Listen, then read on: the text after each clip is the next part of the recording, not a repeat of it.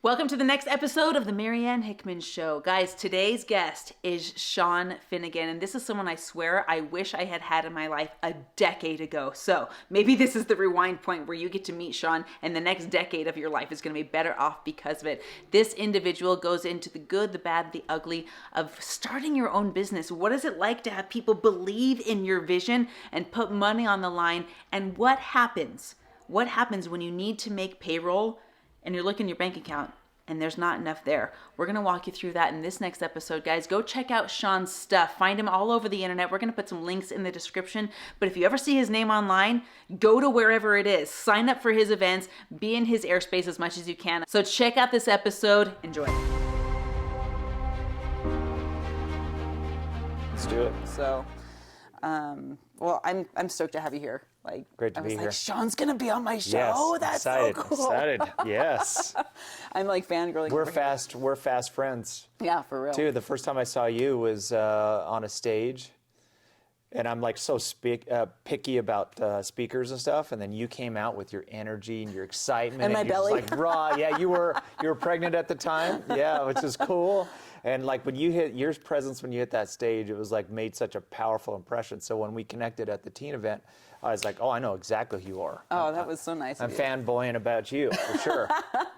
Well, you put on that. Now I don't know. Was it your event or was it Debbie's event? Who was the main host of that, or was it just collaborative? So it's between Debbie and I. Okay. And then Debbie is an incredible integrator. Oh, she really is. And we are and fast visionary. movers. Yeah, she is. So she gets things done. Yeah. Which I love. People get things done, integrators, and I'm more of a visionary. So she does a lot of the legwork for it. Yeah. We hopped on and.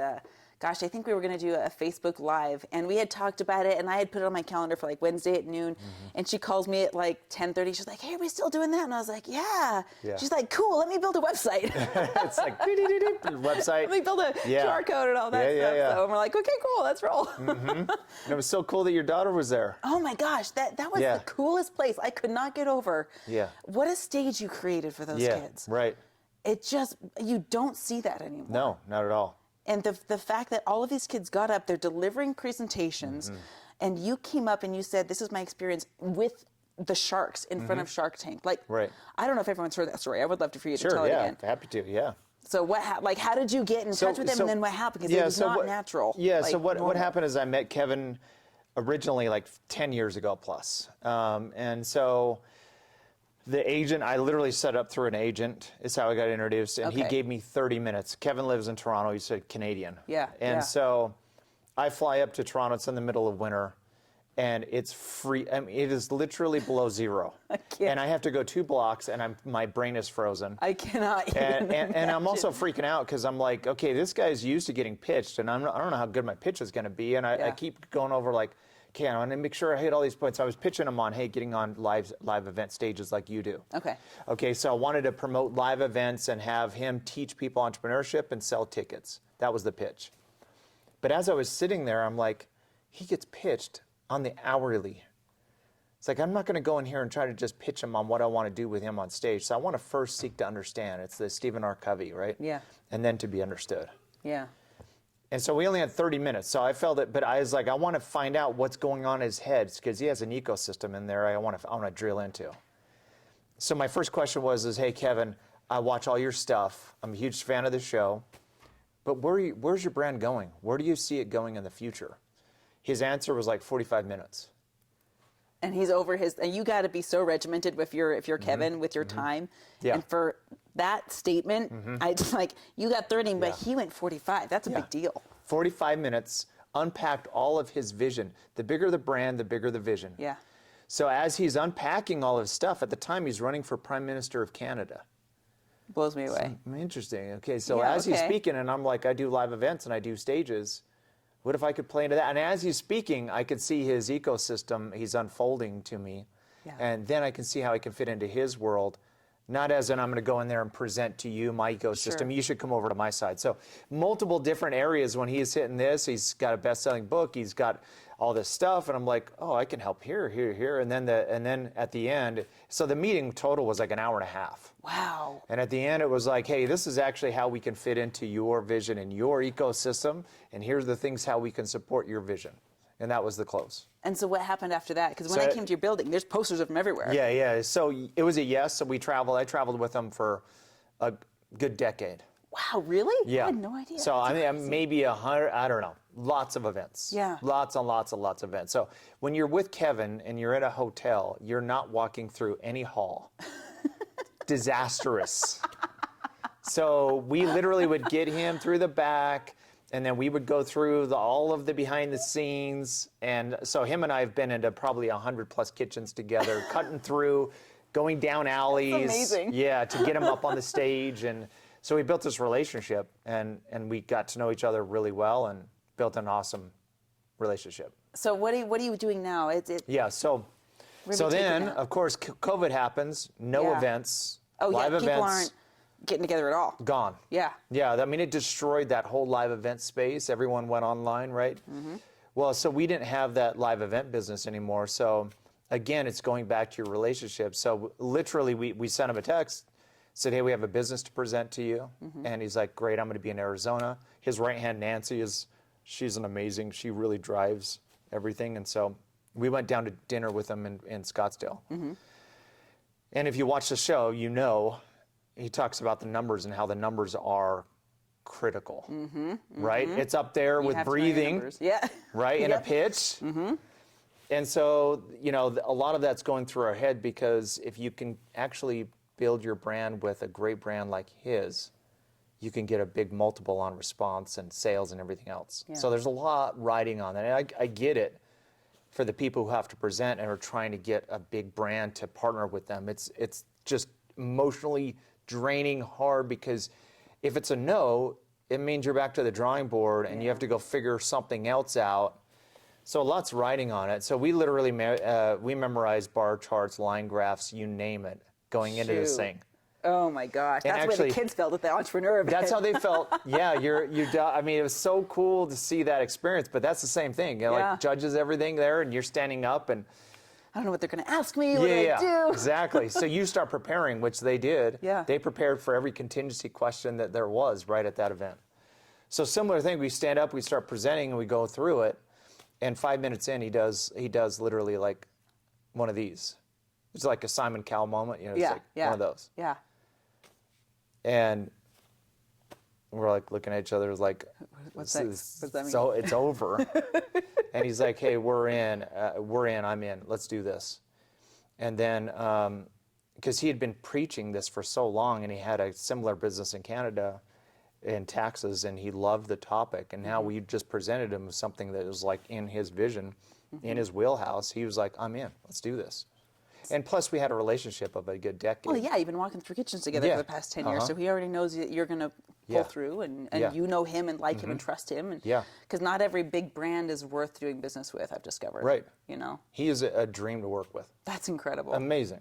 He spends time every week on the Tax Hive business, helping us, shooting videos. So if you look at Tax Hive, his face is everywhere. Yeah. Social media, we out there pump it all up on social media and everything else, and so that's the Tax Hive business. So that's why you saw his face everywhere at the event and everything. Yeah, I was like looking around like, okay, there's Kevin O'Leary, and then there's this like loaf of bread that I want to buy, and then there's Kevin O'Leary. I did buy that loaf of bread, by the way. Too. It was so good. And the kombucha. Thing. Oh my gosh, I didn't have that. I had that with a loaf of bread, and then I had to buy the honey butter, of course. No, you got from every kid's stand. Yes. That was one of the things that impressed me so much about you. Awesome. Yeah. Is that you know, people say talk your walk and walk your talk, but I feel like there's a measurement of integrity that comes in if you only preach what you practice. Which is a phraseology that when I heard it blew my mind. Like, what if I only talked about what I've done? What if I only talked about the stuff that I do, not theory and not any of this? And to watch you go around and... That needs to be a clip on social right there. That's a good short. It's true. It's just... And I felt that from you. I feel like we as people are so good at, and we're not consciously good at it, but everyone's good at this. But they have this energetic dipstick, and you can go get a gut check for people. And if you become conscious, you get a sensitive, energetic dipstick, and you're like, oh, judge of character. You get pretty darn good at it. Right. I feel like you've got this down to a science. Yeah, that was a fun experience, even with your daughter. So I wanted to go through each booth and ask them to give me a presentation. Yeah. That's what I was doing. As I went through, I was like, your daughter does crochet. amazing like figures and stuff I don't even know and how to animals. say it. It's like a roomy, goomy something Yeah, or other. it's way cool. It is way cool. So I wanted to go through and just like, hey, tell me about your product. What makes your product different than other products? How did you come up with this inspiration? And get them really thinking about why they're building the business and how. Well, and a lot of these kids have never, at least I'm speaking for my daughter, and one other kid who was there who was a photographer who was stunning. Yeah. Oh my gosh. I ran into him on Instagram and blew me away. Yeah. To even be asked that question. Yeah, right. For some of them, and even for a lot of grown-up business owners, they've never even thought of that before. They're just hoping the next thing works. Yeah. But to be asked the vision, where do you hope this goes? That's revolutionary. Right. Where did you come up with this concept? Well, specifically, I think for these teens, what I love about the teens is that event that we did was all the teens. I wasn't asking the parents. The parents weren't getting up with the teen on that stage. So just so everyone knows that this event had a marketplace. And how many months did your daughter work on our product to get ready for this? Oh, for months on the product. She'd been crocheting, probably a good 6 months, but not without this specific event in mind. It's just because she loves it. And how long did she prepare for the event? She prepared for a day and a half because that's when we found out about it. Nice. Okay, so it was actually really short. Yeah, her That's right, presentation I was knew an that. hour long. Yeah. Like, I don't know if I can present. I just found out about this yesterday. So I helped her build her slide deck because she wasn't familiar with Canva. But I'm like, okay, and then she had like 60 minutes and she watched everybody. That's it. Yeah, it's amazing. So that's what I love. So we had a marketplace. She had her own little booth set up with her own products and getting that experience of doing that. And then the electricity of stage. You're an excellent speaker, but for the most part, people are terrified of touching that stage. Number one fear. Number one fear, right? Fourth is like death. Yeah, right. They'd rather die than be on stage, right? It's like stage, spiders, something else, and then death. So they had to stand up there in Yeah. front of people, all staring at them and present a product. I mean, that's like electricity. I mean, that's something that will stay with them forever.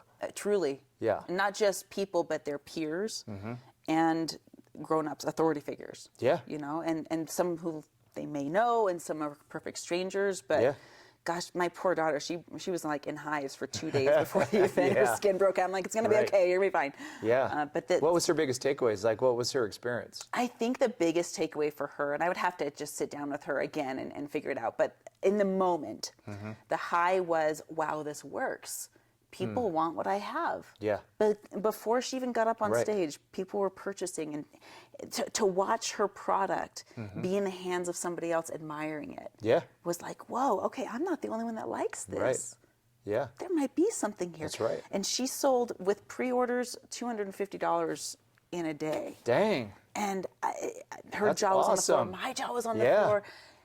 And that was the coolest takeaway for her. And I wish every business owner could get to the point where they have that high of the first purchase. Yeah.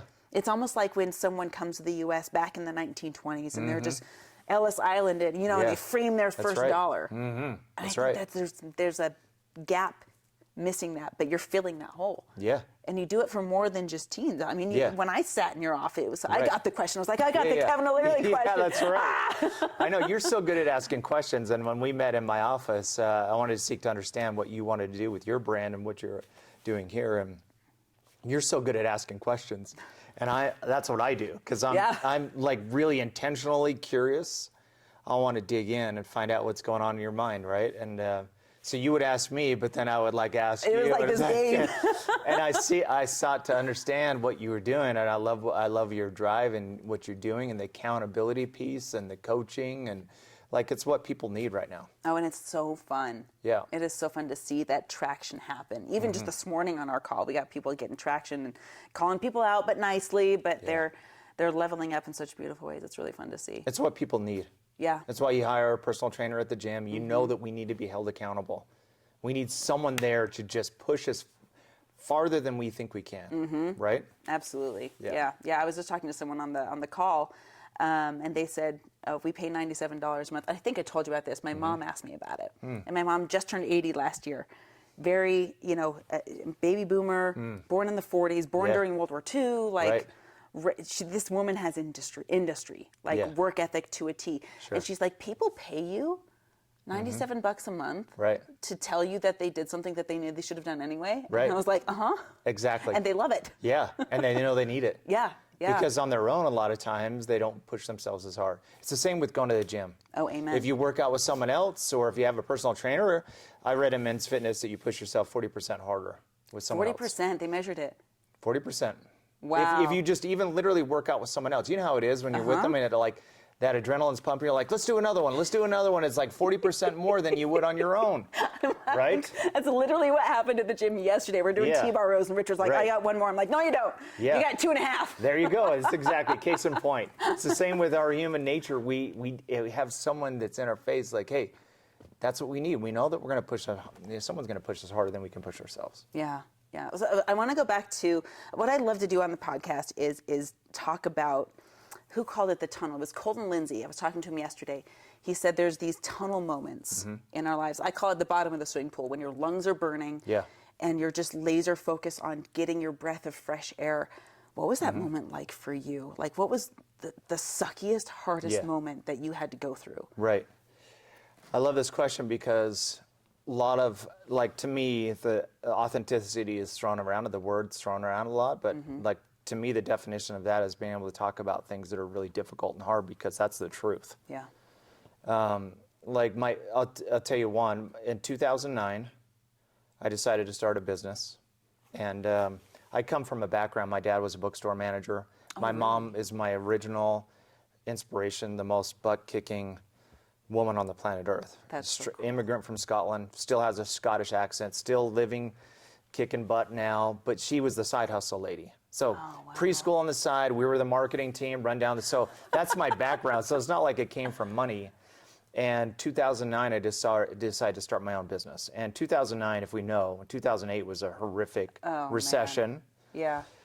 And I have this great idea. I'm going to go start a business, which is this live events business. And at the time, I'm unemployed. I've left the other company I was at. I had no job. And I was like, I'm going to go do this thing. Let's start a company. Let's go. Hey, great sense. idea. We're going through a recession. Let's do this. I got an idea. Let's go start a business.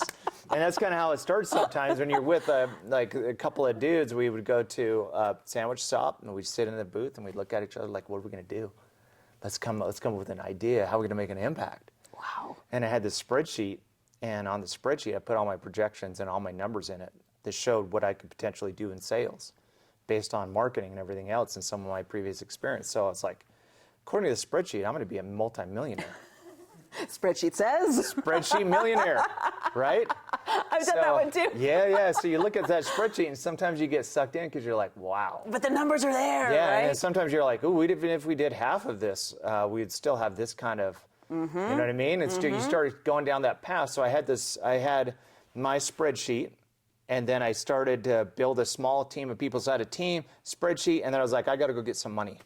It's like what the lifeblood of business. Yeah. I have no money. How did you enroll this team? Like, before you got to the money, you glossed over, I got this team. That takes a lot of enrollment to enroll people into a theory of a spreadsheet. Put them on the ether, and it's like, it's the passion and the vision of you going, hey, this is what I want to do. Yeah. Some of these teams had a full-time job, but they believed in this vision. Yeah. And that's part of like your equity that you get. And like you have previous relationships and you go to them and say, hey, I got this idea.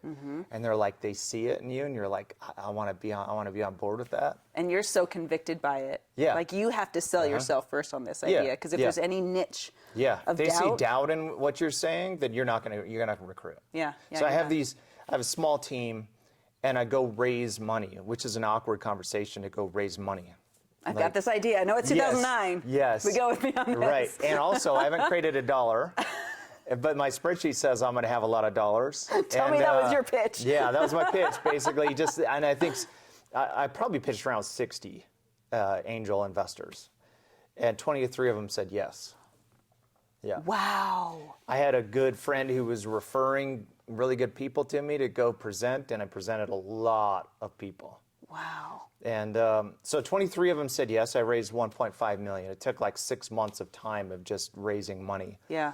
And so if you were to go back in time, and at the time I had a LinkedIn that said I was a CEO.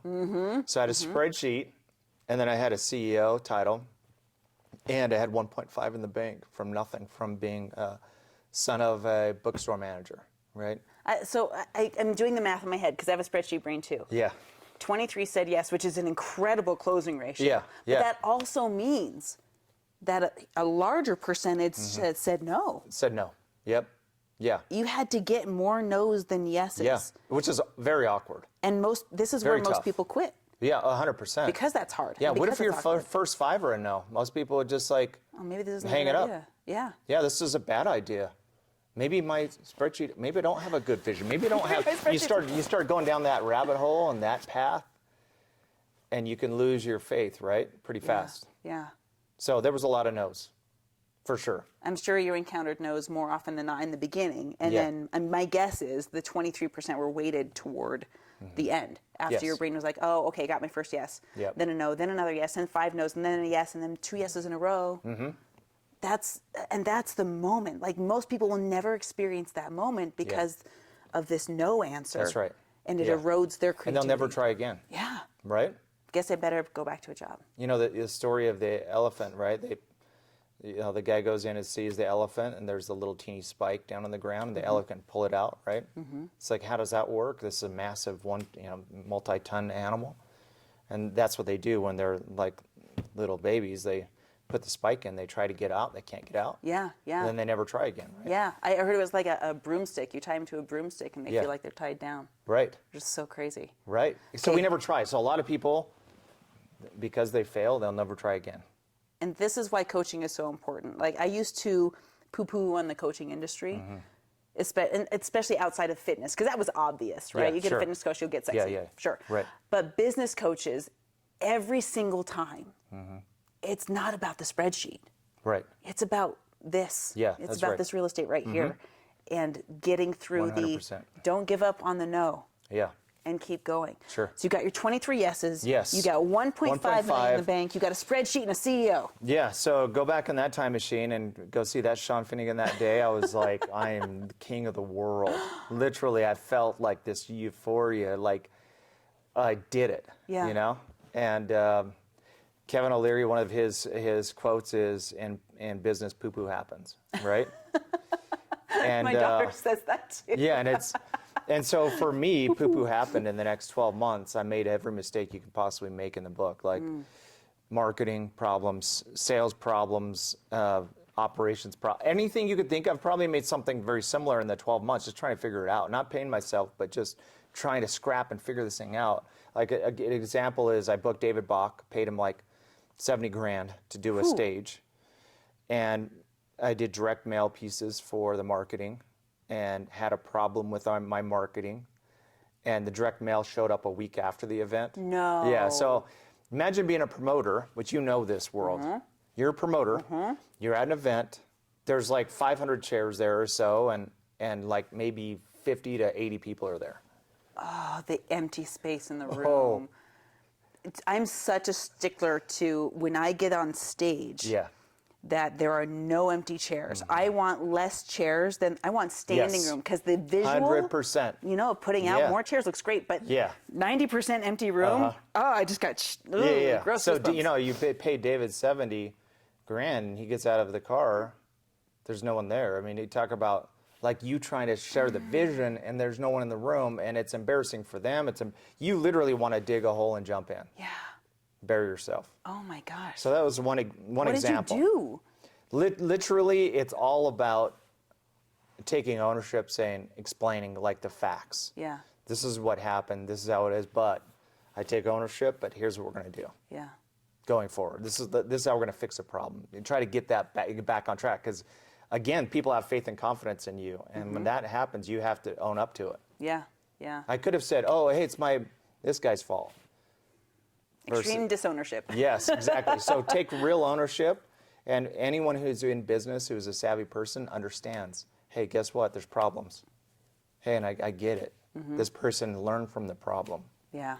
And, hey, make new mistakes, not the same mistakes over and over again, right? So There's another soundbite. Make new mistakes. yeah, so over the next 12 months, I lost all of it, 1.5. Wow. Just about 1.5 because I had $2,500 in the bank. Wow. Yeah. And you're living off of this. I mean, this is your baby, I have your no, business. literally what I was living off of is credit and a house and a car that I was able to hawk. That's where I was living. Wow. And literally on a Thursday night, it was like, for me, I hit real rock bottom, because Friday the payroll was due and it was $3,500 and I had $2,500 in the bank. So, like, my problem is I had a failing business, right? But the pain is two different things. So a lot of people will focus on, hey, I'm going to solve problems in business, but those problems come with some real pain involved in the person's life. Like it was a physical pain. Mm-hmm. I remember just like lying down on my bed and looking at the ceiling all night. I didn't sleep a wink, not even a bit.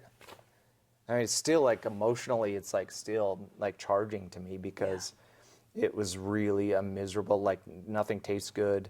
Things are miserable. You start adding up all the people that had confidence in you, that you promised, hey, give me 250 grand because this is the vision and this is where we're going.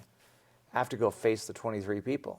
I have to go face my employees. I have to go and face, and it's really miserable, because a lot's riding on a business owner's shoulders, and this is the truth and the fact of running a business, right?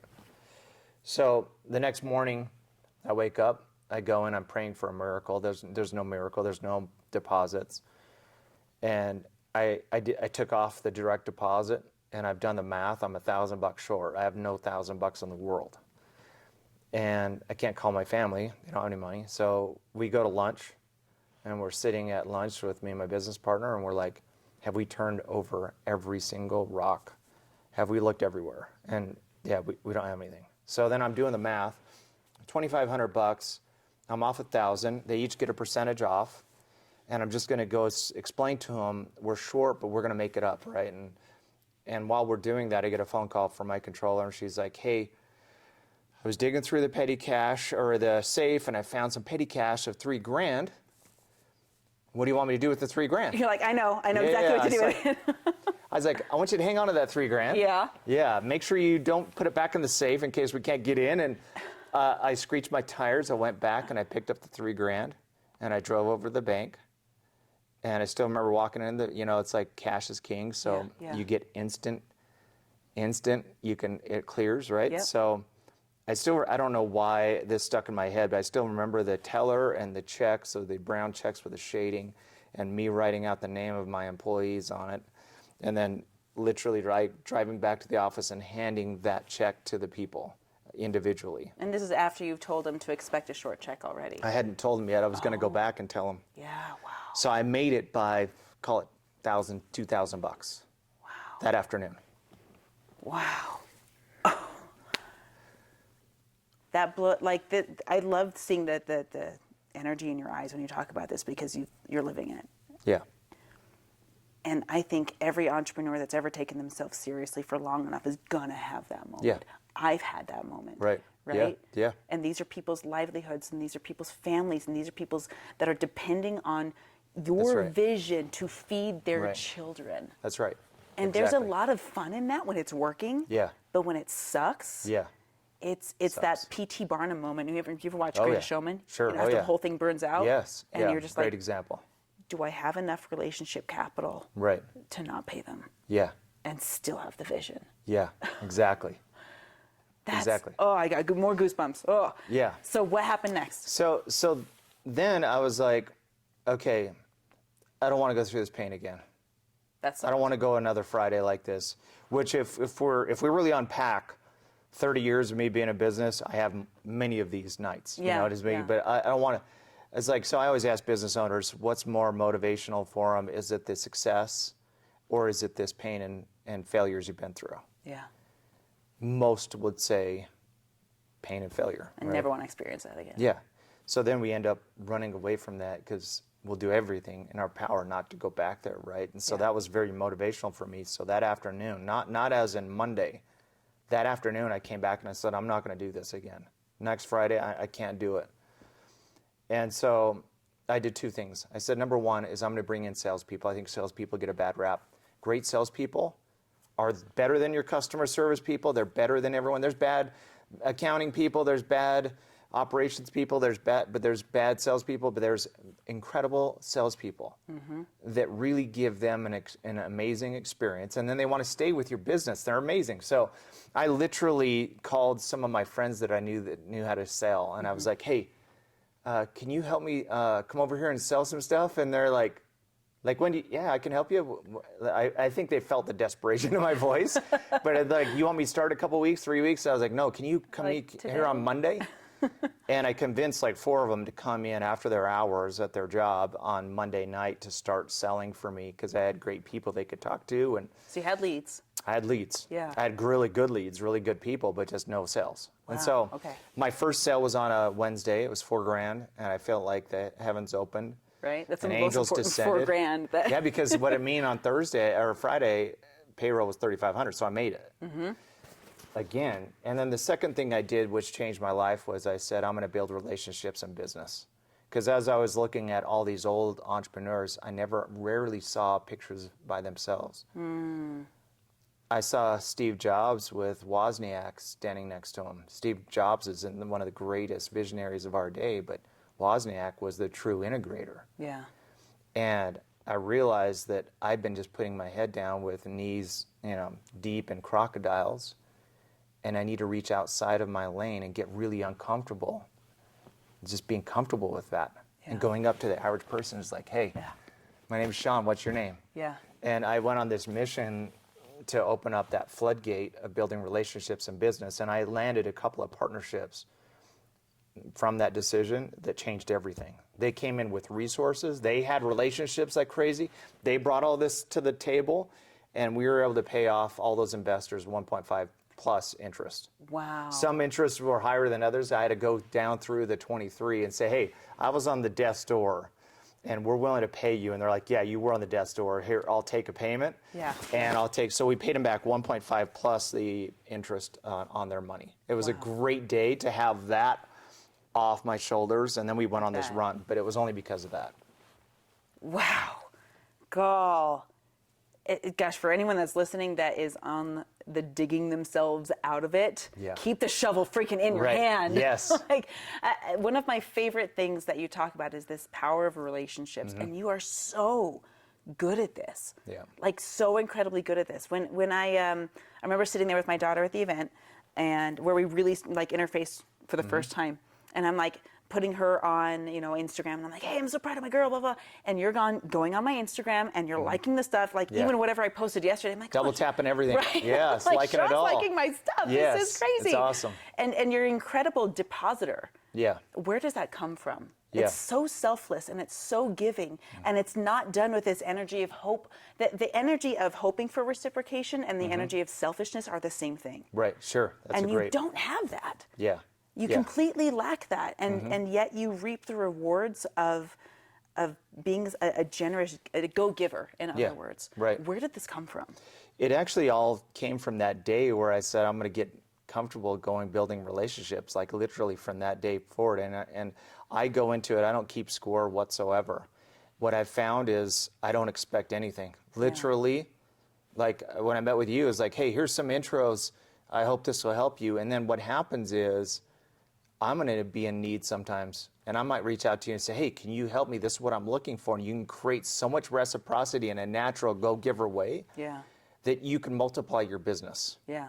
I'll give you an example. I literally, I went disc golfing with this guy who's a contractor, he's an electrical contractor. And I was like, oh, I know a really good contractor. Why don't I introduce you to him? Is that what you're looking for? And he's like, yeah. And then I sent him a text, and I forgot about it. And then he's like, literally, 2 weeks ago, he's like, oh, thanks for that intro. And I was like, oh, how'd it go? I forgot that I'd even done it. Yeah. And he's like, oh, I got a job. And I was like, what do you mean job? He's like, I got 5 buildings. And I was like, what does that mean for you in 5 buildings? And he's like, well, for me, it's a net of about $150,000 in the contract. Oh my God. And I was like, it just dawned on me. I was like, there's so much power in this kind of intros. And I think it's the greatest way to scale business. I actually lean into, I love good transactions. I don't believe in being transactional, but I love transactions. Yeah. I love it. Doing a deal is just a blast. It's a fun hit for everybody. It's what we all need as business owners, to do transactions, do deals together, 100%. I got those 2 texts that came from you, and I was like, okay, this is more than just a text message.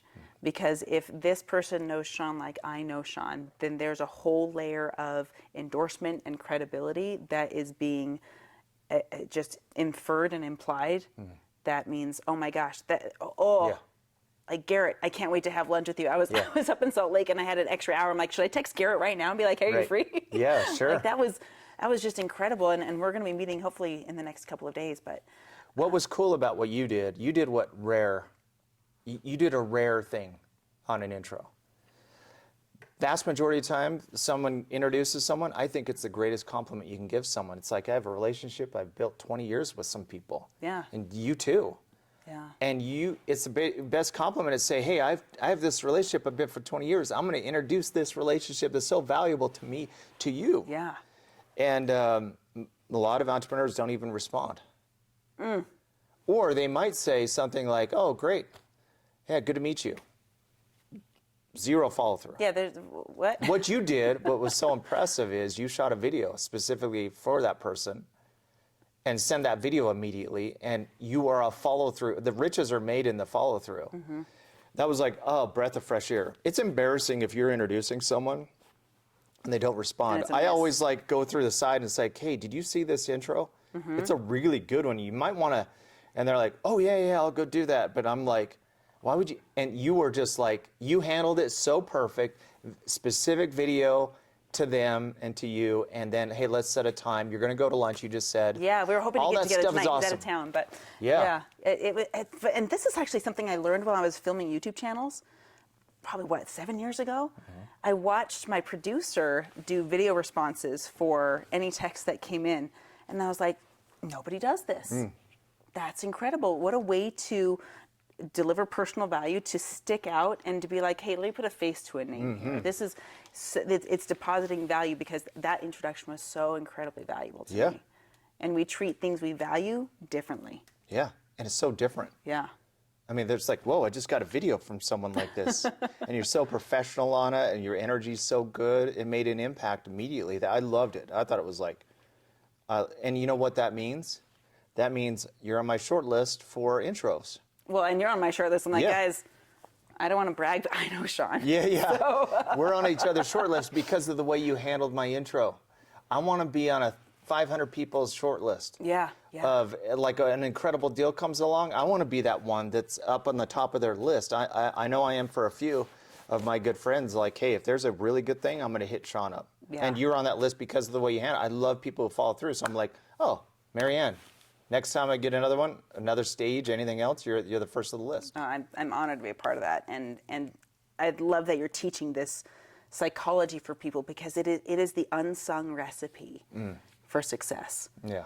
Everyone wants to know what's the spreadsheet, what's the formula, blah blah blah blah blah. No, your spreadsheet, to be honest, it didn't work. Yeah. Right? No, it didn't. Failed But the miserably. relationships did. That's right. That's true. That's the gold in this. Yeah, that is true. Is the relationships came through, not just with your employees, the people that called you and said, guess what, we have this petty cash, but the people that enrolled in your vision before you got started at anything.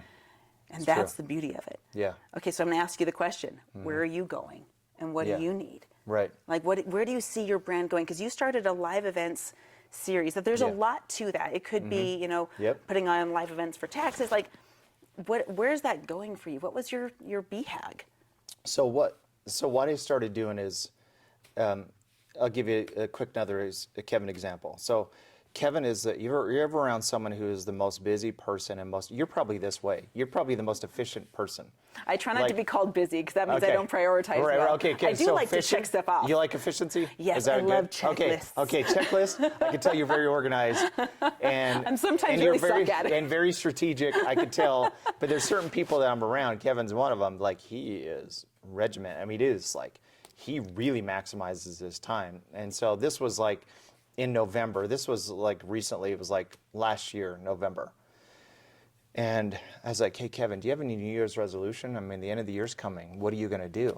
And he's like, yeah, I'm going to do one. Pulls out his spreadsheet. Yeah, yeah. He's like, I got one I'm going to do. And I was like, well, what is it? And he's like, I'm going to be 10% more efficient with my time next year. Interesting. And I've seen his schedule, and I'm like, this is literally impossible. I mean, if you've seen it, it is like every 30 minutes. Yeah, yeah. There's not even a bathroom break. Literally, if I'm around him, I act like I'll like send someone a text, say, hey, call me, because I need to act busy because I feel like such a slacker. You know what I'm saying? It's like, hey, oh yeah, hey, yeah. So I'm glad you called. Like that kind of stuff. You just barely called me. He's that efficient. He's that good. And so I was like, I don't know how he's going to do this. 10% more is a lot. I mean, you're talking a good hour, maybe a day. He's going to try to squeeze, and so I didn't see him again until like February. Hours, yeah. So I was like, I didn't see him again until February, and I was like, hey, Kevin, were you able to do it so far? It's like a couple months in. And he's like, yeah. I was like, how'd you do it? And he said he was looking at his schedule really hard, and he saw that there's holes in his schedule, and the holes represented food time. Okay. Like where So he he said, eats? where he needs to eat food. Tell me he stopped eating. He didn't stop eating. Like, I figured it out. Yeah, he's a foodie. So that wasn't an option. So he basically said, I'm going to fill those holes with people. Okay, so I'm going to eat. I'm going to break with bread. someone. Yeah. So what he said is like, hey, if I go to San Diego, I'll have Nancy reach out to a top business owner in San Diego. Say, hey, would you like to go to lunch or dinner with Kevin? Answer is always yes. He brings their content film person. They break bread together, have dinner, and they have a business conversation, film it, put it out on content. And he was able to fill up his schedule with that. Wow. Another 10%. What was his why behind that? Did he ever tell you? Like, did he want more time with his family, or what was his purpose? I think for like what's surprising, he doesn't need to do this stuff. Yeah. Yeah, no, it's a hunger. It's not. It is. He's so need. driven. I'm like, it's always that thing. Once you have a certain amount, would you stop? But yeah, like you could just see. To me, he is a relation. The bigger the brand, I've seen that they really value relationships because they do incredible joint ventures deals. Think about how many people that he's done deals with on Shark Tank that have brought that van. He sees a different value of relationships. So I think it's like all about building these relationships. He's like, I could do a lot more business if I spend 2 hours extra with people who do business, right? So to me, that's what I actually took away. I was like, I'm never going to do lunch alone. There's a book called Never Do Lunch Alone. Oh, I've never heard of that one. And I have not done lunch alone since. Really? Yeah, Monday through Friday, unless someone rarely cancels. Yeah. I'm doing lunch with someone. I have my lunches scheduled right now for 3 weeks. Wow. There's not a day that goes, but you have to eat. Yeah, yeah. If someone's working that's watching this, is working with, some of the, invite them to just hang out and let's do lunch at the office and chat. Like I get an hour or an hour and a half with someone. Yeah. It's the best pound for pound I can think of. That is so cool. Never Do Lunch Alone. I'm going to look up that book. I have 6 Audible credits right now. Good. Burn one up. I'm going to use one. So then I was like, what if I invited 10 people over for lunch? What would that be like? Multiplying. Yeah. Now you're 10 times more efficient with that hour. Yeah. I had 10 people show up, and they were all like, it was this magic. It's like if I put you in that room of 10, it would be this magical thing. You were so good. Much fun. Yeah. This chatter stat happens, and I'm like, oh, this is really cool. So then I do another one, and another one, and another one, and then I start building my own meetup group. It's called the X Room is what I launched. And I did the first one at Space Station in Layton. Had 35 people show up. It was the most incredible experience. I'm like, all it is a 2-hour lunch. And then we took a tour of their place. I was like, wow. So then I did Dirty Dough after that. We had like 60 show up. I did Bucked Up. I had 85 show up. Wow. I did Dan Young's place, the PC Laptops guy. We had like 92. I did Silicon Slopes, 100 showed up. Wow. And then I just did Tribe House, and I had 130 show up. I love Tribe House. Yeah, it's such a cool environment, right? They're so cool. Richard did that, and I wasn't even there. I'm like, I'm fangirling over Tribe House. The environment's cool that they created. So I had 130 people there. So that's the X Room. So every 60 days, you got to come. Oh, yeah, I'm to there. The next one. Yeah. 100% I'm So there. every 60 days I do it. It's never gone backwards. It's only gone forward. So I do these little things. And I think it's all, like I talk to so many entrepreneurs that I feel like they're wolves out hunting all the time. It's like they're looking for the next thing, and then they have to start over.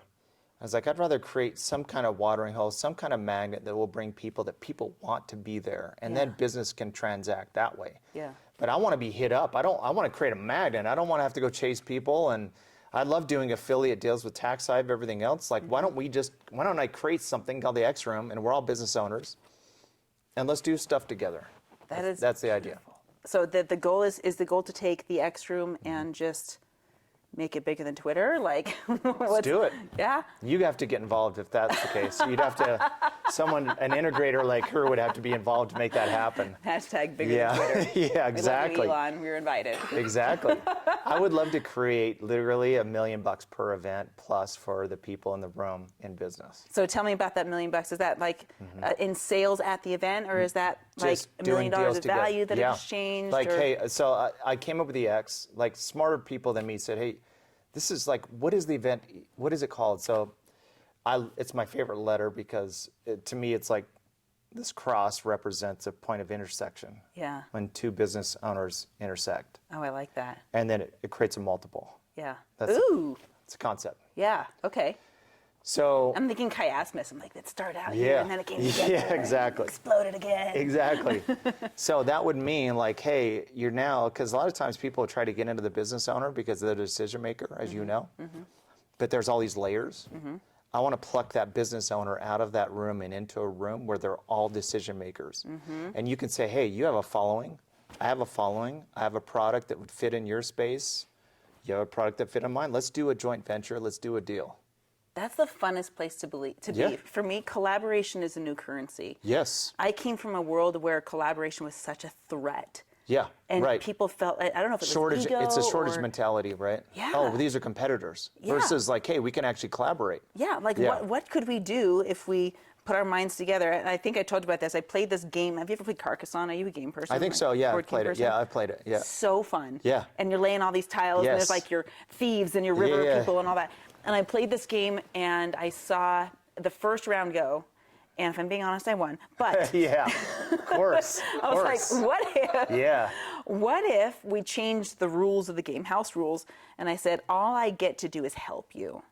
If I'm going to set up a little river person, it's got to not just benefit me, but I don't want to take from your field guy or your cathedral or whatever. Yeah. And we played the second round, and we tripled both of our scores. Yeah. And that stuck with me. Right. As this powerful kitchen table lesson in this little condo. So true. Like this collaboration that we could do. There's no shortage of people. And think about how your audience feels when they can smell that competition. Sure.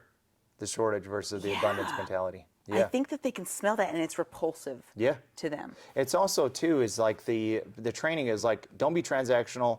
Transactions, so then you don't want to be that transactional person, so then it's this unauthentic, trying to beat around it, versus like, to me, the transactional piece is if there's something that doesn't make sense and it's not in alignment, then don't try to force something, don't try to push.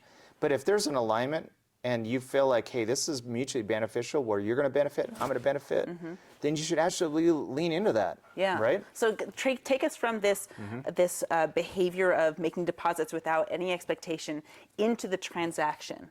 Because a lot of people will break that gap and say, okay, now we've got the relationship, now we need to have a transaction, and it shifts from authenticity to inauthenticity. Yeah.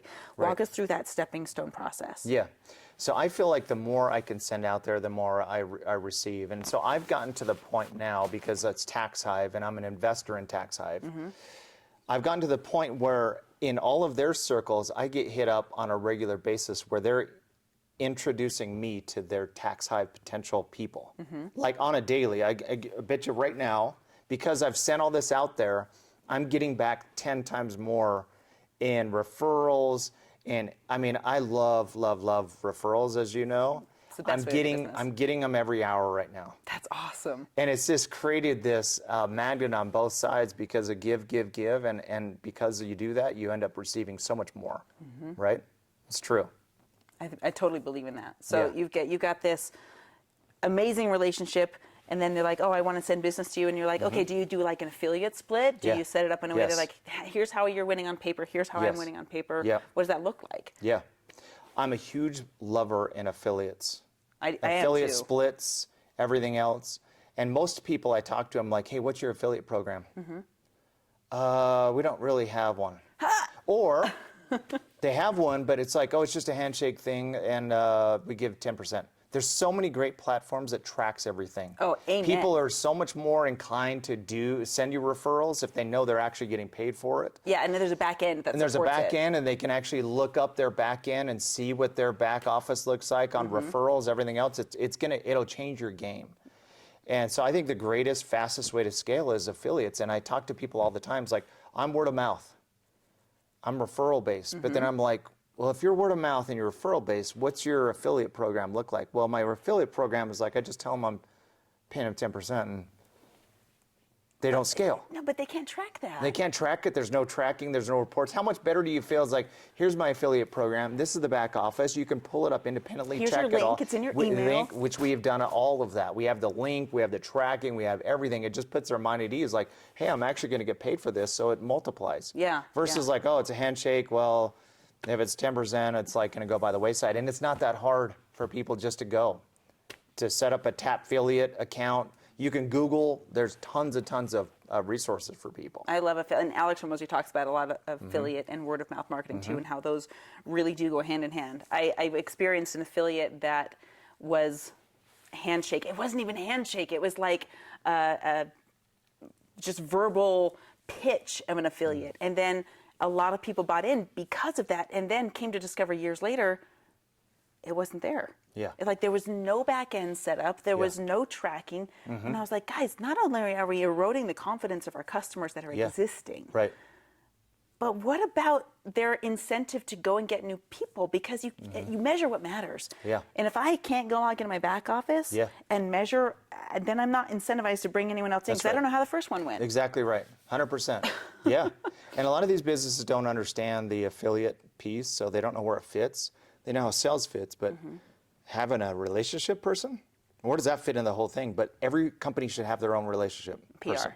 It goes to all the events. Yes. I mean, look at the word of mouth that you've been building on what you're doing on the coaching side of accountability. All that's word of mouth, right? I was just singing your praises, like everyone should bring their teams. Yeah, exactly. Yeah, exactly. Yeah, so it's the same thing as what you've built because you follow through. I do my best. I do drop the ball sometimes. Yeah, don't we all? I do. I dropped the ball just this morning. Yeah. Actually. Uh-huh. Oh my gosh. It was like an elephant sitting on my chest. Yeah. And I was like, I cannot believe my integrity. Like I got a 99 out of 100 on that. And that was like, I've eroded a relationship because I missed a message, which we all do sometimes. Right. Yeah. As soon as I saw it, I called this person immediately and I was like, that was me. I can't blame tech. I can't blame the unread versus read messages. I'm just going to say that was me, and it's happened to you twice, and I need you to know that's unacceptable to me. Yeah. And I don't know if you want to continue in the relationship or not. Yeah. But if you're willing, I am too. Let's start fresh. What happened? Oh, we got a That was this morning. It was this morning, and I got a positive text back, and I said, please make sure you tell your husband I'm sorry too, because you do business together, and that is a tarnish on my reputation with him. Yeah, I think it's because you nailed it. You took ownership. But there's nothing else to do. It's accountability. Yeah. I've tried it the other way to blame something else, and it's just, first of all, it's not true. Yeah. Second of all, it erodes everything. Yeah. I don't go to bed happy with myself when that happens. Yeah. So she got back with me. She's like, we all make mistakes. It's awesome. Let's rebook. And I was like, I'd be honored. Yeah. I'd be honored. Well, you also practice what you preach, like you talked about earlier. I mean, you do these accountability calls. So what if you didn't hold yourself accountable to something like that? Can you imagine if I didn't show up on my own call? Right. Yeah. Right. Yeah. They'd be like, where is she? Yeah, exactly. You got to pray. They're looking for you Yeah. to actually practice that. That's accountability. Like, hey, it's on me. It's my fault. Yeah. Yeah. But this is what also we're going to do to means- fix it. Exactly. Yeah. And it also means I can fix it. Yeah. I can't fix it through Instagram. Luckily, it wasn't Instagram's fault, but I can fix me. Yeah. You know how many times in the business setting it's like one of these, right? Yep. It's the most annoying thing for me. It is really, because you can see right through it. Yes, yes. Oh my gosh. And we practice it with our kids too. I'm sure that how do you do this as a dad? Oh, yeah. Oh my gosh, because that's another business in and of itself. Yeah. You got 3 girls. 3 girls, Do yeah. you find that a lot of business principles cross over into parenting? Yeah. I'm not a disciplinarian very much because I love hanging out with my girls. Yeah. So I don't want to spend all my time like disciplining them because it's kind of limited. Like I have 2 married daughters and stuff, so it's kind of limited on it. Yeah.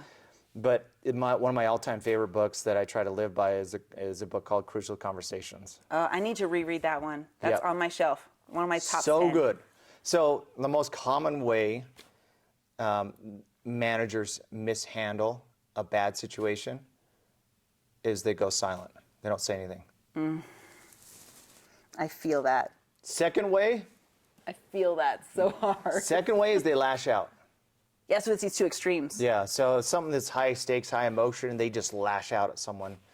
And so neither of those work. Yeah.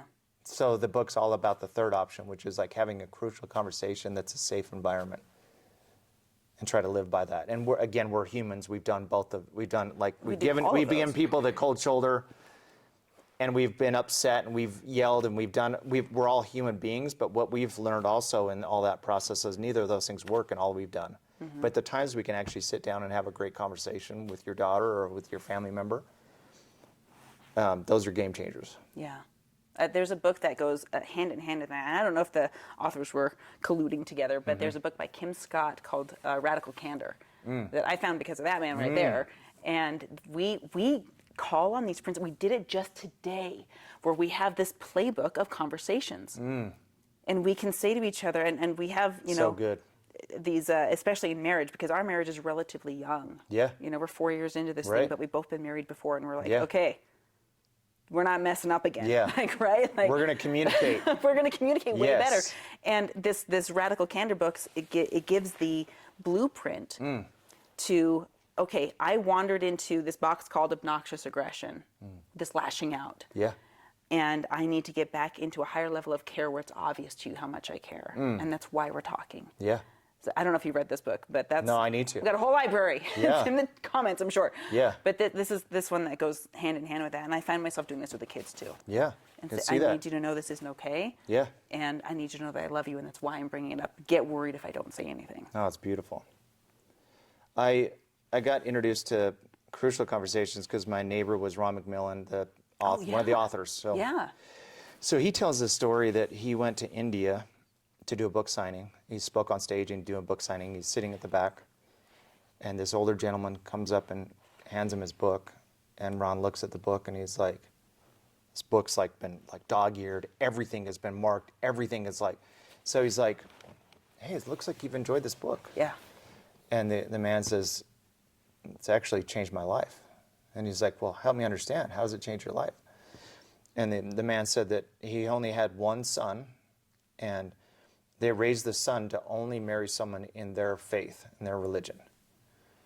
Son hits a certain age and then decides to go against the wishes of the family, of his parents, and starts dating someone who's not of their faith, and decides that he's going to get married to this person. Wow. And he says at that moment, he lashes out at him, he screams at his son, and he tells him he's no longer his father, and he writes him off forever. Him and his wife write off their son, and he doesn't see him for years. And he said he was starting to read the book, and he found out that there was a third option to actually, silence doesn't work. Lashing out doesn't work. I did those two. And he hears that there's a third option, so he says, I'm going to actually do something now. I'm going to reach out to my son. He finds a private investigator, finds out his son's still in his city, piles his wife in the car, and they drive out to his son's house. And pulls up, him and his wife get out, and they go knock on the door. Son comes to the door, and he says, hey, I'm so sorry. I lashed out at you. I've written you out, and I'm so sorry, and I want to change this, and I want you back in my life. The son says, I've been waiting years for you to have this conversation with me. I would love to be back in your life. Let me introduce you to your daughter-in-law. Daughter-in-law comes out. And then he says, and I'd like to introduce you to your grandson. Grandson comes out. They have a baby. Yeah. And for the first time ever, he meets his grandson. And from then on in, he has a relationship that's never been better with his son and his daughter-in-law and his grandson. So that's how it changed his life. Yeah.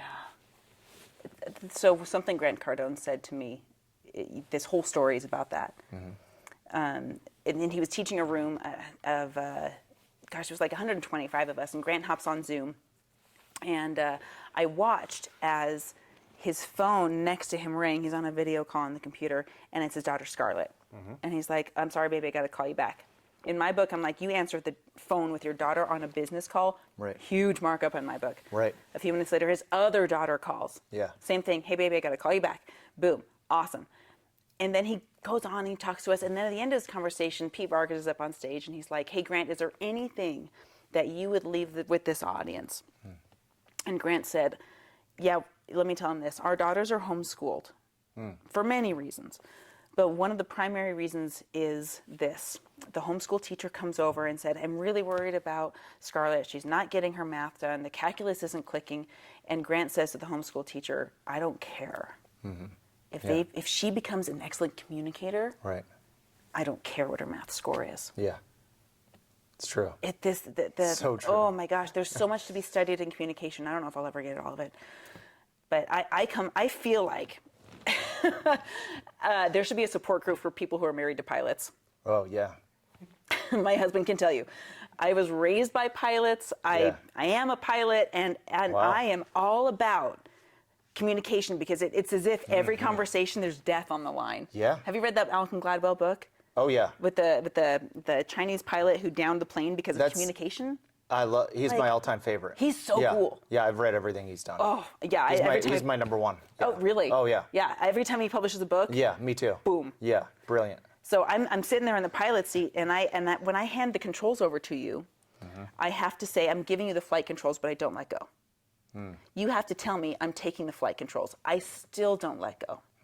And then I have to acknowledge that you heard me. And I say, now you have the flight controls. And only at that point can I let go of the flight controls. Interesting. And Wow. it's that level of communication. And Yeah. I have gone probably way too far, if you ask this amusing man right here.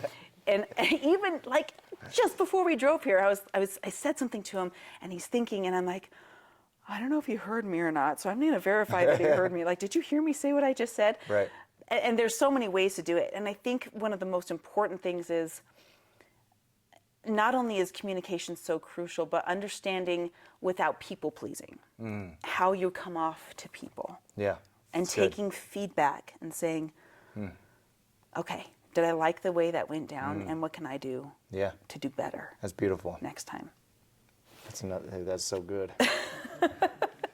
I'm like mesmerized when you're talking about it. So, it's so true. I'm such a storyteller, but It's true. for this audience in particular, we've got a lot of influencers, people wanting to take the stage, people wanting to write Yeah. their first ebook, people trying to figure out how to do that when the spreadsheet says the math and it's not working, Yeah. and their parents at the same time.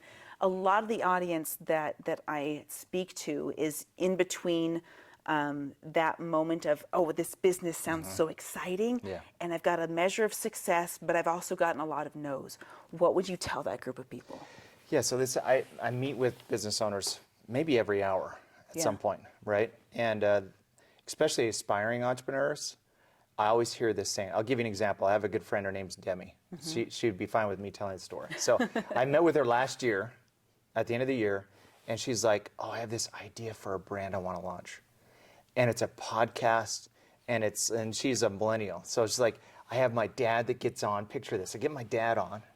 And we talk about all the awkward things that he doesn't understand necessarily about millennials and what we understand, even like some street language stuff, and see what he thinks of it. And then I tell him what it is, and we have this conversation. And then I was like, oh, that's an amazing idea. And I was like, so, like, how long have you been thinking about this? And she's like, oh, I've been thinking about it for like years. Wow. And I was like, well, what's holding you back?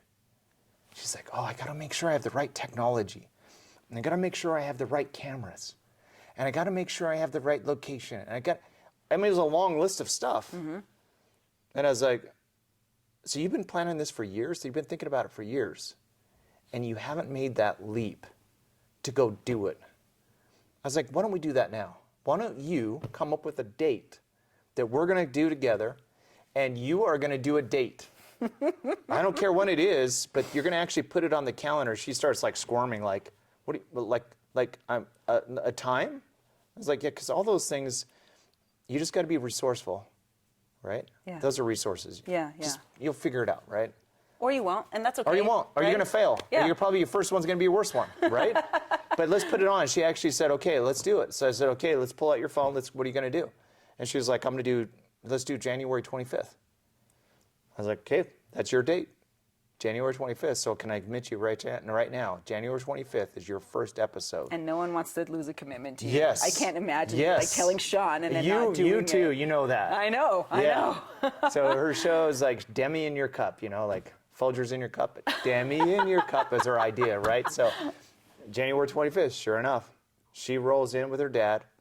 I let him go in our podcast studio. Yeah.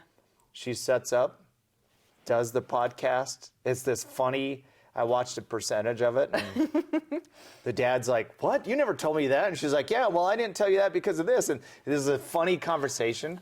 And now, that's January, that was a couple months ago. She's done 4 episodes. And now, because she set that date, Yeah.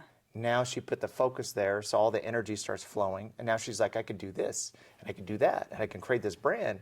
But it's only because she got to start. So for me, it's the start that stops you in business, right? Yeah. So whatever analysis paralysis is. Yeah. It's the most common thing I see. It's like, get that freaking count. You get the count. Go do an accountability call with her, right?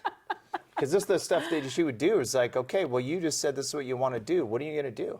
It's like on them, right? Oh, yeah, I'm not an expert in most of their fields. You're not telling what, it's like, No. okay, so you're going to do what? Exactly, that's the question every single right. day. What do you have to do? What do you know you Yeah. have to do before the end of the day? That's right. To experience a measure. What's the Yeah. thing you've been avoiding? Yeah. And if you don't do it, you're going to shave an eyebrow off. Yeah. Right. Yeah, that's good. That's seriously how we roll. That's they beautiful. set their own item, their own action, and your own consequence. And it's the funniest thing. Yeah. This group is so fun. Oh Yeah. my gosh. I should And have there's these as true a guest star. ownership because you're empowering them. It's not you saying, okay, here's what you're going to do. You're going to do X, Y, Z. You're saying, what are you going to do? And then you hold them accountable to what they said. So they can't say, oh, well, I'm not doing it because she told me, to do it. It's like literally, hey, here's the date.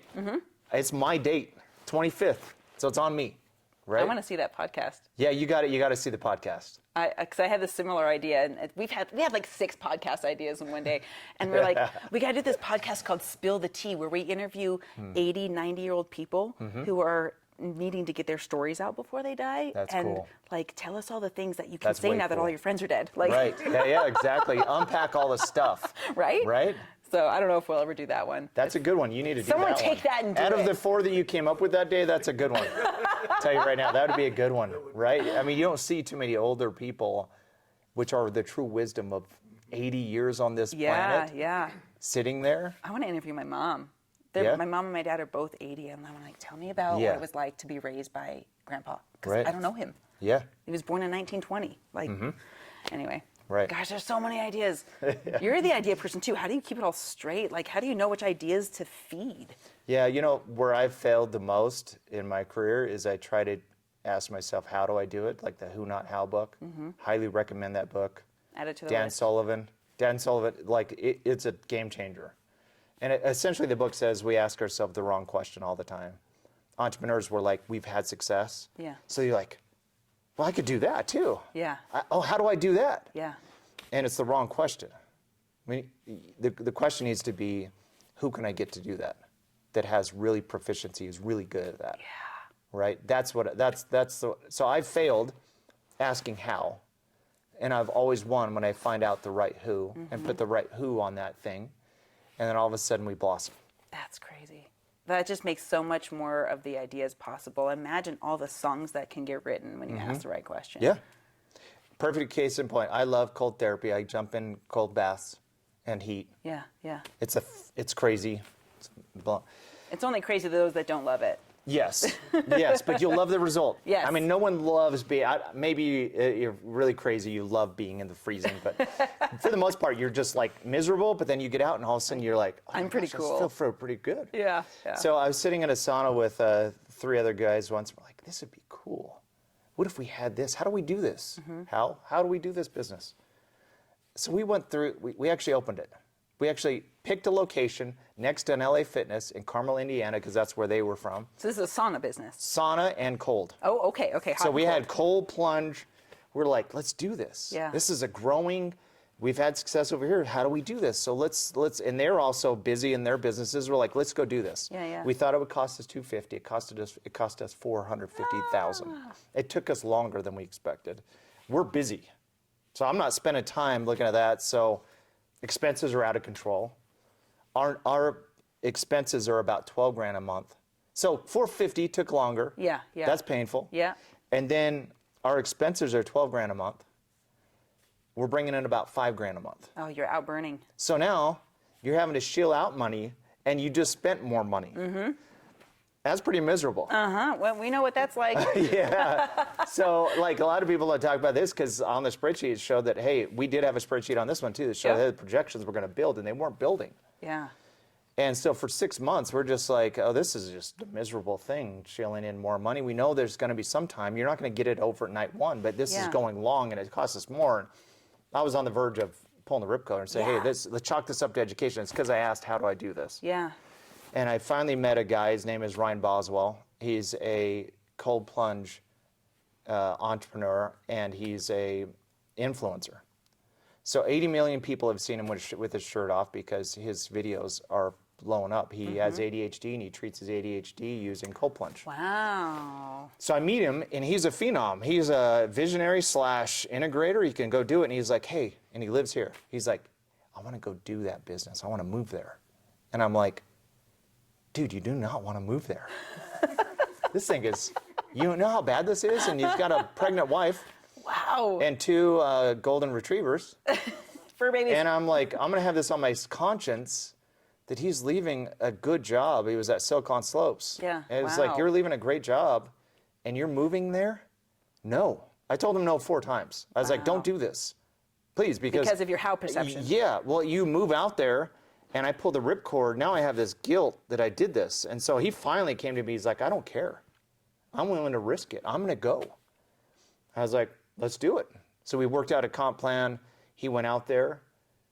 Like 1 week later, he calls me up. He's like, do you know how hard it is to buy a product from you guys? And I was like, what do you mean? He's like, they have to sign in 4 different places. And by the way, no one at the staff here actually asked for the sale. And by the way, your system is met. And like after, that was 1 week.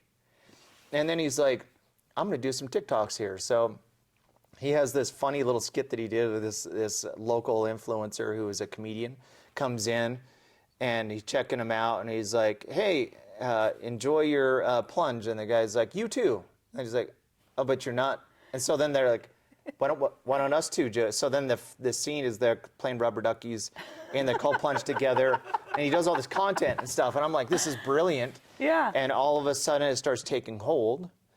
And this was only like, this is 8 months ago he moved.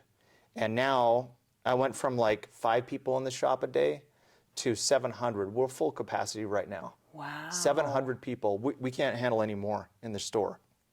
Oh my gosh. You know how real this is right now for me? We own a medical spa. Oh, there you go. Right? Yeah. And we're just like, You're we need more experiencing people this. in the door. Yes. Find a good who. Yeah. Where's our... Yeah. You found her? Well, we got a good manager. She's great. She's awesome. Yes. But now I'm thinking, which influencer loves to use what Yes. we have? The influencer lead for sure. Yeah. Influencer changes the game. That's what changed it for us. I don't with want to him. be an influencer for that. I'm an influencer for something else. Yeah. She could be your who that's going to find the influencer, and you make offers to influencers to come into the spa.